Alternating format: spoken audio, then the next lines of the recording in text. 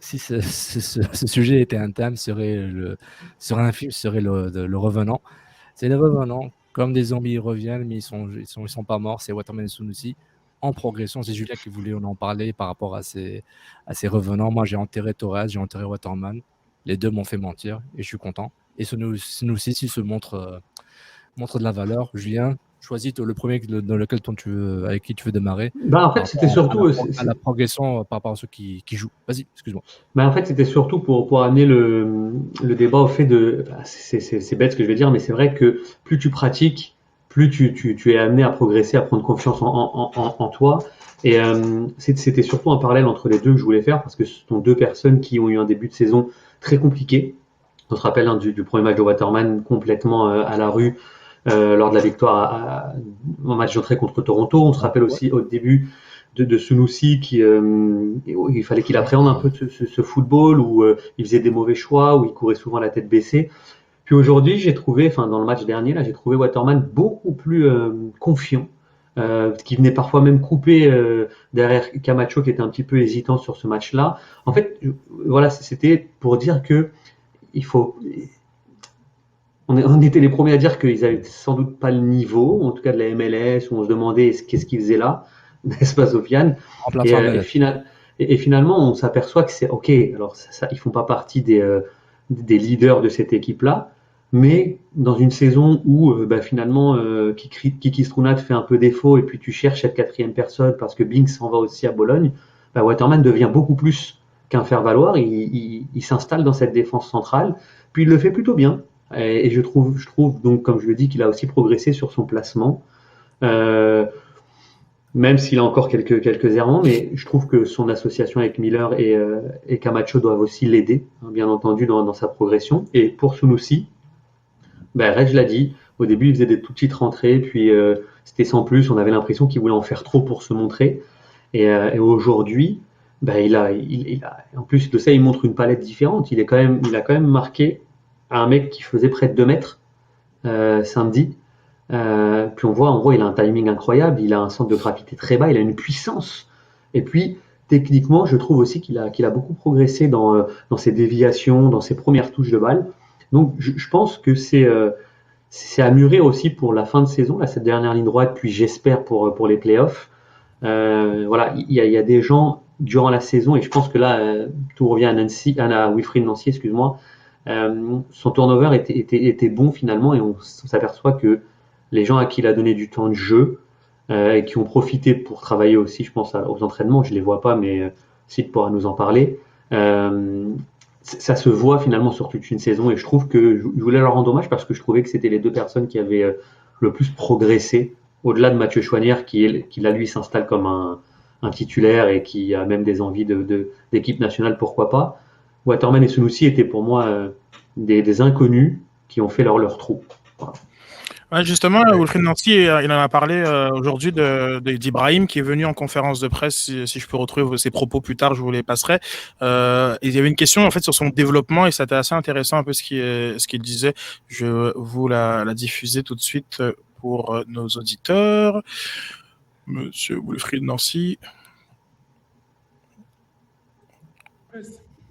Est-ce que le son fonctionne? Oui, parfait. Mais ça fonctionnait quand il a parlé. Ouais, c'est ça. Mais... Quand il est arrivé, les premiers entraînements, on ne travaillait pas encore physiquement. Au bout de 20 minutes, il avait des crampes, il a demandé à arrêter l'entraînement. Et aujourd'hui, Sunusi marque un but comme il a marqué il y a quelques jours. Peut-être un petit volume, si. Donc moi, en tant qu'entraîneur, je suis très content de ça. Et c'est Wilfried. Donc c'est un joueur qui a envie d'apprendre, c'est un joueur qui... On est en train de l'éduquer aussi pour qu'il soit capable de s'entraîner tout le temps avec un objectif de s'entraîner, pas juste s'entraîner pour juste jouer au ballon. Et donc, du coup, c'est des choses sur lesquelles on travaille, sur son jeu aussi sans ballon. Mais ce que j'aime chez lui, c'est sa faculté à vouloir appliquer ce qu'on lui demande quand on discute avec lui. Et il est versatile, donc c'est-à-dire que c'est un joueur qui est capable de garder aussi le ballon de jeu et de prendre la profondeur. Et donc voilà, donc l'objectif, on a analysé ses qualités, Moi, ce que je veux, bien sûr que je compte sur lui pour les prochains matchs et aussi pour l'année prochaine. Moi, ce que je veux, c'est qu'il soit maintenant plus constant, qu'il soit capable de commencer des matchs de la façon dont il rentre. Parce que quand il rentre, il enchaîne, mais quand il commence les matchs, encore un peu en difficulté par rapport à ça. Donc voilà, on travaille au quotidien pour lui donner les outils nécessaires pour qu'il soit capable de s'exprimer pendant 95 minutes et non pas que pendant 20 minutes. Puis je suis assez confiant parce que je n'avais pas écouté la conférence et j'ai l'impression de ne pas être trop à l'ouest. C'est cool. Tu sais, ça confirme un peu ce qu'on voyait de lui en début de saison. Ses choix n'étaient pas tout le temps des choix de footballeur professionnel. Tu sais, c'est comme il dit, là, un gars talentueux comme s'il jouait dans le parc. Tu sais, peu importe le score, peu importe la physionomie du match, il était là comme attaquant puis il voulait marquer des buts. Tandis que d'autres fois, il fallait faire d'autres choses. Ça, on le voit un peu. Là. Le fait qu'il arrive derrière et qu'il n'est pas capable d'enchaîner 20 minutes d'entraînement, c'est fou. Là. C'est quand même... on est très, très, très loin d'une carrière professionnelle. Puis, finalement, tu sais, les 5 changements MLS, ça nous aide dans des contextes comme ça parce que je me demande jusqu'à quel point, tu sais, oui, il est passé même devant, tu sais, dans le depth chart, il est passé devant Bjorn Johnson, mais est-ce qu'il aurait osé quand même embarquer Sunusi à la place de Matko s'il y avait juste 3 changements? Peut-être pas, tu sais, parce que il y a tout le temps ce petit doute. Il dit, il n'est peut-être pas tout à fait prêt, il n'est pas tout à fait prêt. Et là, le fait qu'on a 5 changements, on peut embarquer des gars comme ça. Même qui arrive comme ça, tu sais, on l'oublie, mais c'est lui qui fait la passe, là, tu sais. Et Nancy a tranquillement, en cours de saison, profiter de ces règles-là pour apporter la force de son équipe. Ce n'est pas nécessairement le fait qu'ils ont des joueurs de top qualité en grand nombre, c'est qu'il y a vraiment une profondeur hyper intéressante. Il peut rouler un troisième trio de milieu de terrain, puis ça va être à peu près la même chose. Il y a beaucoup de joueurs. Non, mais justement, oui, vas-y. Justement, Nick, moi, j'aurais pas vu la chose comme ça parce que je pense pas qu'il faille se poser la question est-ce qu'il aurait fait rentrer à 3 remplaçants parce qu'il a déjà montré, Wilfried, qu'il les utilisait pas forcément. Et puis en plus de ça, le changement de Kiza versus le changement de Sunusi, là, je le vois beaucoup différemment parce que là, Kiza, c'est bon, j'ai plus rien à perdre, je tente le tout pour le tout. Kiza a quand même une faculté à centrer, il s'est dit pourquoi pas, alors que Sunusi le fait rentrer beaucoup plus tôt et tu vois qu'il lui accorde beaucoup plus de confiance dans ce changement-là que dans les premiers changements qu'il faisait lorsque Sunusi rentrait à la 85e ou à la 82e quand. Tout à fait. Et c'est pour ça que je me pose pas la question de savoir est-ce qu'il aurait fait rentrer à 3. Surtout en entendant cette conf, ça prouve que au contraire le petit là travaille à l'entraînement et montre et applique ce que le coach lui dit. Et encore une fois. Moi je pensais que les 5 changements allaient beaucoup changer dans la tête des entraîneurs et puis je me suis rendu compte qu'il y a plein de matchs où les entraîneurs font que 3 changements ou bien le 4e et le 5e à 5 minutes de la fin comme s'ils avaient oublié qu'ils avaient ce potentiel-là.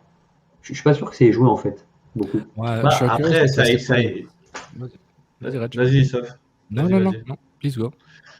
Ok, merci. T'insistes. Mais moi, je pense que oui. Et puis, je trouve ça drôle comment Nick Todd l'a dit, tu fais rentrer comme un 3e trio. C'est comme s'il s'est dit. Puis j'avais lu ça quelque part, justement, ce côté des 5 changements, c'est que tu peux le jouer à ton avantage. C'est que tu te dis, tu sais que tu as un gars, il est spécialiste dans un truc. Mais tu peux, comme limite, griller un changement pour le faire rentrer. Tu sais, c'est comme si là, c'est pas le cas pour le but, parce que ça vient d'un open play. Mais si tu te dis, par exemple, j'ai un coup franc, je peux faire rentrer Kiza, j'ai besoin d'un mec sur le côté gauche. Chouanière, il est cramé, on sait qu'il a un bon pied, Kiza. Puis c'est ça qu'il a fait, hein. Le mec, il est rentré, il a joué 6 minutes, 100% de passes réussies, une passe D, c'est réglé. Genre, on passe à autre chose. Non, mais il a fait son taf. Genre, il a fait son taf. Et puis on l'a vu. Bon, il avait clairement disparu, il avait commencé la saison, on avait vu des trucs intéressants, après il a complètement sombré, après il y avait cette histoire-là sur Instagram, etc. Enfin bref, plein de trucs qui sont passés dans sa vie, dans sa jeune carrière, sa jeune saison, mais tout ça pour dire que je pense au contraire, je pense que les 5 changements, il est appelé à l'utiliser beaucoup plus par rapport au fait, puis je rejoins Nilton, par rapport au fait que comme il n'a pas des gars qui se démarquent à ce point-là, dans son effectif. Donc, il est obligé de limite, écoute, tu sais quoi, je vais mettre ce gars-là. Il peut apporter X pendant X période de temps, Puis je peux le faire parce que j'ai 5 changements, justement. Puis que si Non, j'en mais avais 3, je pense pareil, mais je dis juste que je pense que pour le cas de Sunusi, c'est pas le fait de l'avoir les 5 changements là, parce que je pense que sur la progression qu'il a montré Tout à toute fait, la là, je suis saison, d'accord, ouais. il serait même rentré dans une rotation à 3 changements parce que justement, peut-être. il a progressé et c'est en partie ce qu'il dit. Après, oui, effectivement, les 5 changements aident beaucoup plus, Ouais. mais je pense que là, dans le mindset, en tout cas, même d'un Waterman, par exemple, puisque c'est les deux qu'on cite, je pense qu'ils ont réussi à passer le cap que l'entraîneur voulait voir passer, même s'il leur reste beaucoup de choses à parfaire. Mais quel exemple je pourrais te donner d'un joueur le petit Clément Baillat qu'on a beaucoup moins vu, par exemple. Il a sans doute pas réussi à passer ce cap-là Hmm. pour Après, tu sais, pour Clément Baillat n'a montrer. pas fait même des bouts de match intéressants. C'est ça le truc. C'est Bah que si, il avait fait un match Sinoussi ou a deux. Si, il monté. avait fait un match ou deux, Reg. Rappelle-toi, il avait fait un match ou deux où on l'avait même nommé un petit peu presque dans les Saputo d'or, enfin, la Ah sphère non, KNFC. Ouais, j'avais ouais. peut-être piscine cette journée-là. Moi, c'est sûr que je sais pas. Non, Mais, non, mais tu sais, pour Non, vrai. non, mais gars, Clément Baillat, presque un Saputo d'or. Sérieux, c'est. Non. Bon, en tout cas, peut-être, mais moi, je m'en souviens pas. mais Je m'en moi, le souviens moment pas. je sais pas si j'ai mangé mon pain noir, en tout cas, j'avais dit que Waterman était nul. J'ai dit que Waterman, pour moi, c'est un remplaçant malaise pour le moment.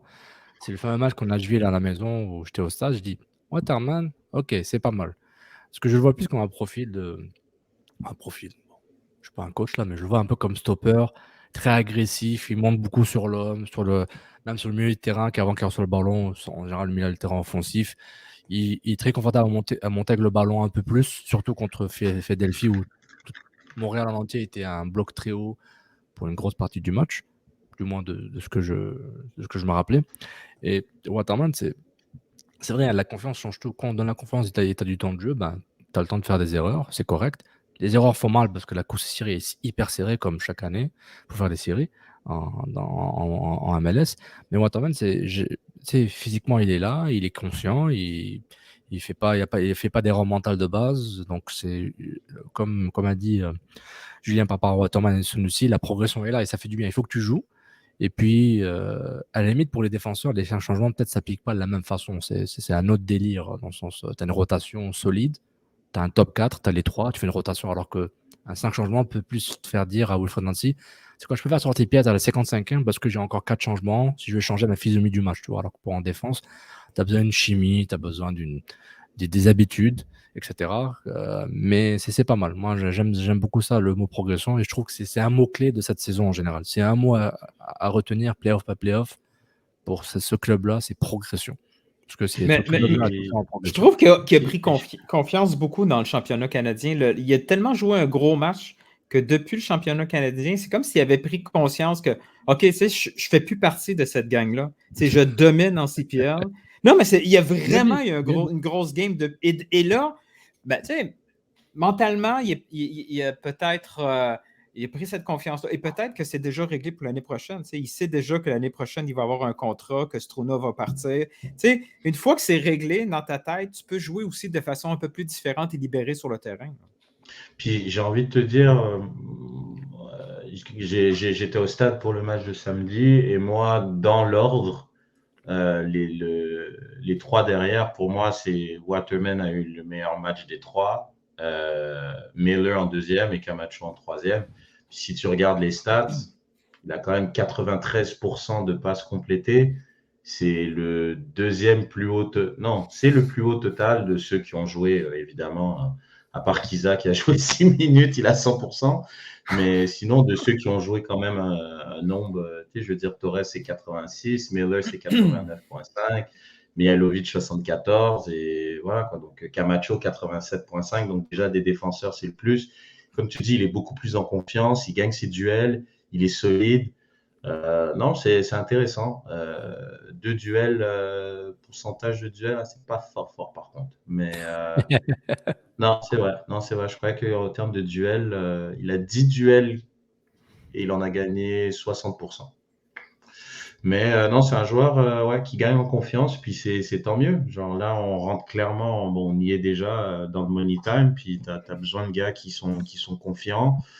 Puis à contrario, là, je trouve un gars qui est quand même un vétéran et je trouve ses performances sont de moins en moins bonnes. Puis c'est Camacho. Donc je pense que pour le CF, c'est intéressant d'en avoir quand même 2 sur 3 qui sont quand même solides. Même Miller, elles sont légèrement moins bonnes que ce qu'il nous a offert en début de saison. Mais elles restent quand même bonnes, ses performances. Mais c'est vrai que Camacho, c'est un peu moins bon. Donc Wilfried Nancy gagne à avoir un Waterman en confiance et qui est performant en tout cas. Ça, c'est sûr.